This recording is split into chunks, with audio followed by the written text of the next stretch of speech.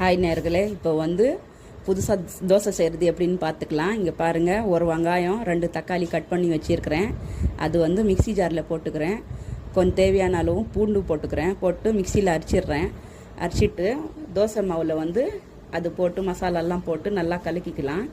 பாருங்கள், ஒரு கொட்டாவில் போட்டு நல்லா கலக்கிக்கணும். உப்பு தேவையான அளவு உப்பு போட்டுக்கலாம். சோடா மாவெல்லாம் போடக்கூடாது.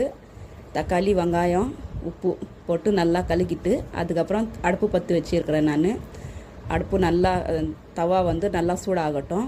சூடான பிறகு இங்கே பாருங்கள், நல்லா சூடான பிறகு ஒரு கரண்டி மாவு போட்டு நல்லா தோசை போட்டுடுறேன். இப்போது தேவையான அளவு எண்ணெயும் போட்டு நல்லா மூடி வச்சிடுறேன். நான் இப்போது பாருங்கள், இப்படி தான் போட்டு நல்லா மூடி வைக்கணும். மூடி வச்சுட்டு அதுக்கப்புறம் நல்லா இந்த அளவுக்கு எண்ணெய் போடணும். இந்த அளவுக்கு எண்ணெய் போட்டிங்கனாக்கா தோசை வந்து ரொம்ப அருமையாக வரும். மூடி வச்சிட்டேன்னா நல்லா பாருங்கள் வேகிடுச்சு. இப்போ நல்லா இப்படி வேகணும். நல்லா வேகின பிறகு எடுத்து பிளேட்டில் போட்டு அதுக்கு வந்து கார சட்னி தான் ரொம்ப நல்லாயிருக்கும். சாப்பிட்டு பாருங்கள் நேர்களே. லைக் பண்ணுங்கள், ஷேர் பண்ணுங்கள். டேஸ்ட்டு பார்த்து லைக்